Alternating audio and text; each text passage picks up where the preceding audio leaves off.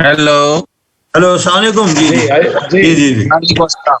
जी माजूर चाहता हूँ ये बार नहीं सर, बार आपका कोई बिजली का मसला है जी, आपका नहीं, ये नवाज शरीफ वाला को ब्लेम कर सकते हैं, आपको नहीं। जी जी अच्छा जनाब, बहरहाल मैं जो बात अर्ज करना चाह रहा था वो ये थी कि गुलामी के ज़माने में अल्लामा इकबाल ने हमें अपने पैगाम से आशना किया, और गुलामी के ज़माने में जो बुनियादी तसव्वुरात में हमारे तब्दीली आई थी, उन तसव्वुरात को उन्होंने ठीक करने की कोशिश की।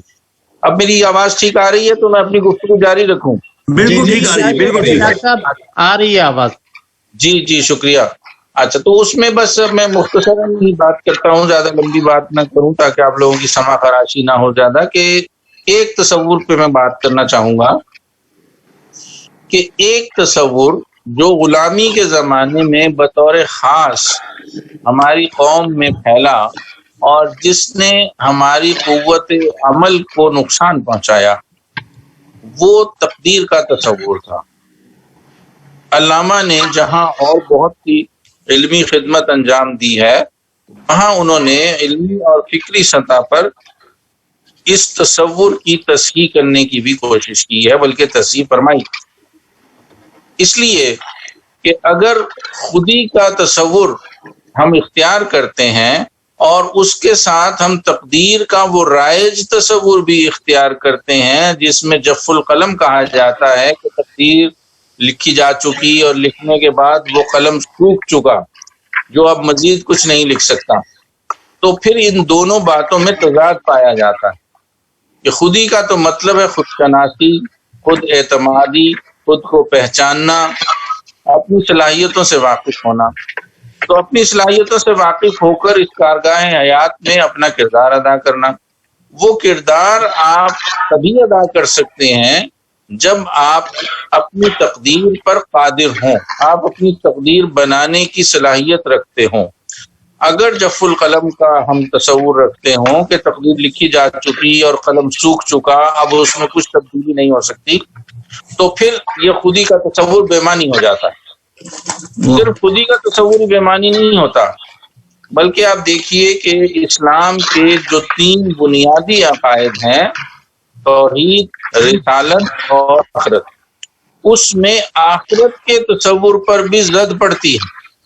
आखिरत का तसव्वुर क्या है? आखिरत का तसव्वुर जज़ाए आमाल का है और सज़ा का है कि जो इंसान ने फमन यामल मिस्काल ज़र्रतिन खैरन यरा वमन यामल मिस्काल ज़र्रतिन शर्रन यरा। तो अगर यहाँ हाथ पांव बंधे हुए थे और अगर यहाँ पर आप कुछ भी करने पर कुदरत नहीं रखते थे, तो फिर सजा और जजा का क्या माना हुआ? अगर शुरकाए किराम अपने माइक म्यूट कर ले तो मैं ये दूसरी आवाजों से बच सकूंगा। मुझे दूसरी आवाजें ज्यादा आ रही हैं। अगर आप अपने माइक म्यूट कर लें जी प्लीज। आपके माइक ऑन है जिसकी वजह से मुझ तक शोर ज्यादा आ रहा है, तो माइक अगर म्यूट कर दिए जाएं तो मैं आसानी से गुफ्तगू कर सकूंगा। तो मैं ये अर्ज कर रहा था कि सिर्फ खुदी का तसव्वुर ही बेमानी नहीं हो जाता, बल्कि आखिरत के तसव्वुर पर भी ज़द पड़ती है कि अगर आपको यहाँ कोई इख्तियार ही नहीं है, आपके हाथ पांव बंधे हुए हैं और तकदीर का कलम लिखकर सूख चुका है, तो फिर जवाबदेही किस बात की? फिर सवाब और अजाब किस चीज का? फिर तो आप मजबूर महज थे यहाँ। तो देखिए, ये जो तसव्वुर है कि तकदीर ने आपके हाथ पांव बांध दिए, आप यहाँ मजबूर महज हैं, ये हकीकत में दौरे गुलामी की एक अता है। और इस्तेमारी ताकतें जब किसी मुल्क और कौम पर कब्जा करती हैं तो वो उनके अफराद मुआशरा में ऐसे तसव्वुरात को फैलाया करते हैं ताकि उनकी कुव्वत अमल जो है वो सल्ब हो जाए और वो उठकर उनके खिलाफ खड़े ना हो सकें, वो बगावत ना कर सकें, वो जुर्रत और हिम्मत से काम ना ले सकें। जब अंग्रेज यहाँ आए, आप पहले इल्म है, आपको मालूम है कि उन्होंने कलकत्ता में फोर्ट विलियम कॉलेज कायम किया सन 1800 में, और वहाँ उन्होंने कुछ निसाबात तैयार करवाए। बहुत से उर्दू के मुसन्निफों से, शायरों से, अदीबों से उन्होंने किताबें लिखी और वो किताबें निसाबात में शामिल की, और वो किताबें आज भी हमारे निसाबात में शामिल। आज भी हम यूनिवर्सिटियों में वो किताबें پڑھا رہے ہیں. تو ان کتابوں میں مثال کے طور پر ایک کتاب ہے میر امن دہلوی کی باغ و بہار، سبھی جانتے ہیں، ابھی پڑھتے پڑھاتے ہیں، بی اے کے بھی نصاب میں ہے، ایم اے کے بھی نصاب میں ہے وغیرہ. اب اس میں جو 4 درویشوں کی کہانی ہے، ہر درویش زندگی کے ہر مشکل مرحلے پر، ہر ٹرننگ پوائنٹ پر یہ کہتا ہے کہ کرنا تقدیر کا یوں ہوا، پھر قسمت نے یوں لکھا تھا، پھر قسمت کا یہ فیصلہ ہوا. تو یہ جو تصور اس میں دیا جا رہا ہے کہ زندگی جبر مشیت کی داستان ہے، وہ 4 درویشوں کی کہانی جبر مشیت کی کہانی ہے. یہ دراصل وہ تصور ہے جو استعماری طاقتیں ان معاشروں کو دینا چاہتی ہیں جن معاشروں پر ان کی حکومت، ان کا تسلط اور ان کا اقتدار قائم ہو جاتا ہے. تو اقبال نے اس تصور کی تصحیح کی ہے، اقبال نے اس تصور کی تغلیظ کی ہے کہ یہ تصور کہ آپ کے ہاتھ پاؤں بندھے ہوئے ہیں یہ درست نہیں ہے.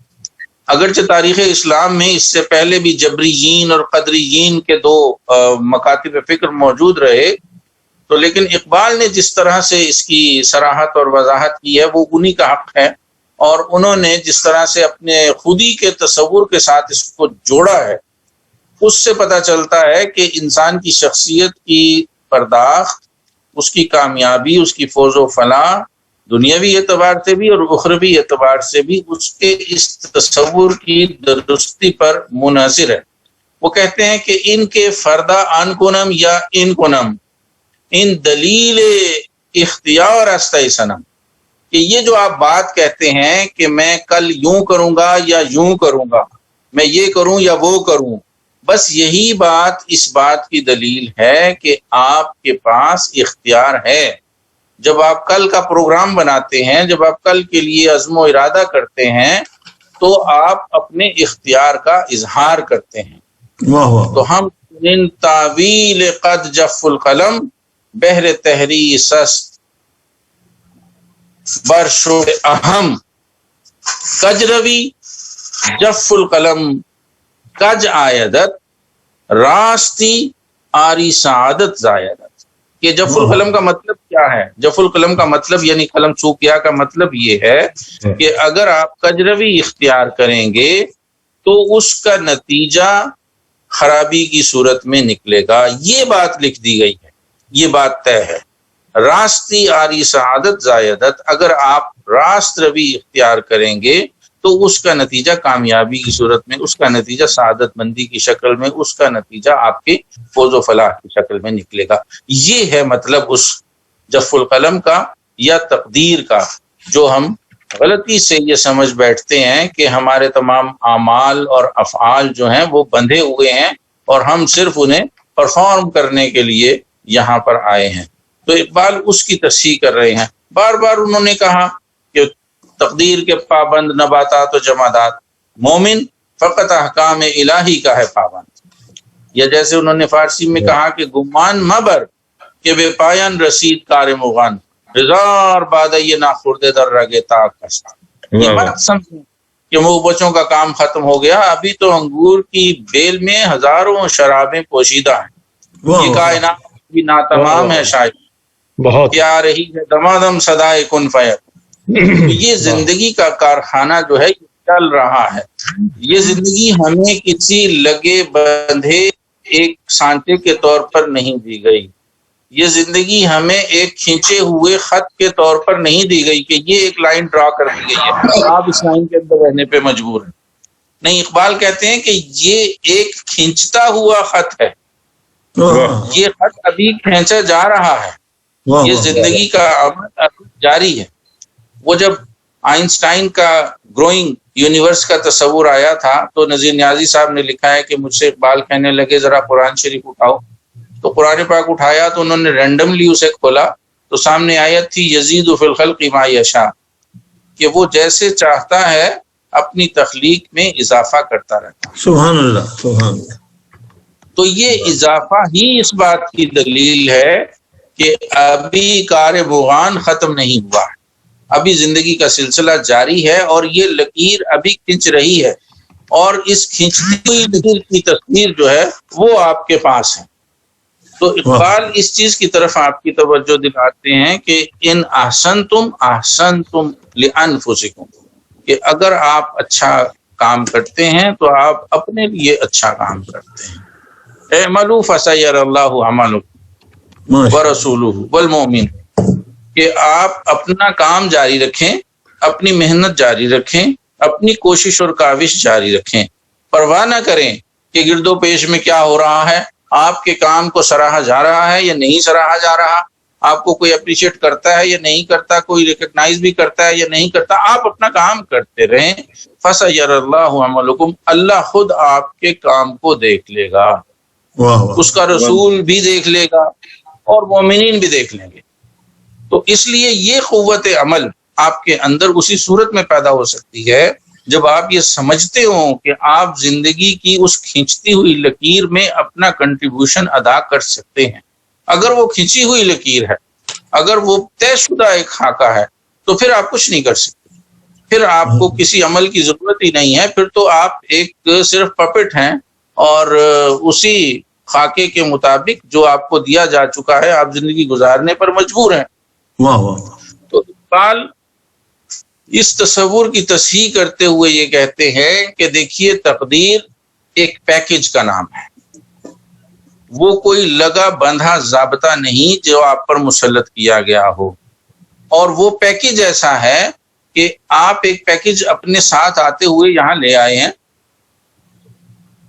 اب اگر آپ کو خودی کو زندہ کر لینے کے نتیجے میں، خود کو پہچان لینے کے نتیجے میں، خود شناسی کے نتیجے میں، خود اعتمادی کے نتیجے میں، اپنے آپ کو منتخب کر لینے کے نتیجے میں آپ کو محسوس ہونے لگتا ہے کہ وہ پیکج آپ کو سوٹ نہیں کرتا، تقدیر کا جو پیکج آپ لائے ہیں وہ آپ کو سوٹ نہیں کرتا، تو اقبال کہتے ہیں کہ اس میں کوئی دقت نہیں کہ آپ اپنا وہ پیکج تبدیل کروا لیں۔ گر ز یک تقدیر خون گردد جگر، خواہ از حق حکم تقدیر دیگر، اگر ایک تقدیر سے آپ کا دل جلتا ہو تو خدا سے آپ دوسری تقدیر مانگ لیں، اس کے پاس تقدیروں کی کمی نہیں ہے۔ تو اگر تقدیر نو خواہی رواست، زان کے تقدیرات حق لا انتہاست، اگر آپ اس سے دوسری تقدیر مانگتے ہیں تو یہ بالکل ٹھیک بات ہے، یہ جائز بات ہے، یہ آپ کا حق ہے۔ اگر آپ اس سے تقدیر تبدیل کروانا چاہتے ہیں، زان کے تقدیرات حق لا انتہاست، اس لیے کہ اس کے پاس تقدیروں کی کوئی کمی نہیں ہے، اس کے پاس تقدیروں کے بے شمار پیکج موجود ہیں، آپ جو پیکج چاہیں اس سے لے سکتے ہیں۔ رمز باریکش بے حرفی مضمر است، بس اس بارے میں ایک مختصر سی بات بتا دیتا ہوں کہ ایک باریک سی رمز ایک بات میں، ایک نقطے میں واضح کی جا سکتی ہے۔ رمز باریکش بے حرفی مضمر است، تو اگر دیگر شوی او دیگر است، اگر تو بدل جائے گا تو تیری تقدیر بھی بدل جائے گی۔ تو یہ ہے اقبال کا تصور تقدیر، اور تقدیر کا تعلق جو ہے وہ ہمارے تصور خودی سے ہے، اور تصور خودی ہی سے نہیں، تصور آخرت سے ہے، ہمارے بنیادی عقیدے سے ہے، ہمارے تصور زمان و مکان سے ہے۔ تو اسی نقطے کی وضاحت اور صراحت اقبال نے کی ہے۔ اگر ہم اس تصور کو سمجھتے ہیں تو ہم خودی کے تصور کو سمجھ سکتے ہیں۔ وہ جو سقراط نے کہا تھا کہ چوز دائی سیلف اینڈ نو دائی سیلف، اپنا انتخاب کیجئے اور خود کو پہچان لیجئے، تو خود کو پہچاننے کا وہ عمل مکمل ہی نہیں ہو سکتا، وہ عمل جو ہے وہ کبھی بھی تکمیل کو نہیں پہنچ سکتا اگر ہم خودی اور اس سے منسلک تقدیر کے اس تصور کو وضاحت کے ساتھ نہیں سمجھ پاتے۔ تو میں آپ سب کا بہت شکر گزار ہوں کہ آپ نے مجھے یہ موقع دیا کہ اتنے مختلف خطوں میں بیٹھے ہوئے ہم وطنوں سے ملاقات ہوئی۔ میرے نہایت پیارے اور محترم امجد اسلام امجد صاحب کے ساتھ رات کے اس پہر میں ملاقات ہوئی، آپ سب کو میں نے دیکھا اور آپ سب کو سنا، آپ کے کلام سے مستفید ہوا۔ میں آپ سب کا بہت شکر گزار ہوں۔ والسلام علیکم ورحمۃ اللہ وبرکاتہ۔ وعلیکم السلام۔ بہت بہت زبردست بہت شکریہ۔ بہت شکریہ آپ کا۔ ابھی آپ عالمی شہرت یافتہ قائد اعظم ایوارڈ یافتہ مہمان خصوصی جناب پروفیسر ڈاکٹر زاہد منیر عامر صاحب کی گفتگو سن رہے تھے۔ آپ نے جس بداحت اور فصاحت سے علامہ کی حیات سعیدہ پر روشنی ڈالی وہ لائق تہنیت ہے۔ آپ نے اس موضوع سخن پر شرح و بسط سے روشنی ڈالی اور آپ کے مقالے میں خلوص اور حب الوطنی کا جذبہ متموج اور مترشح تھا۔ اور اب میں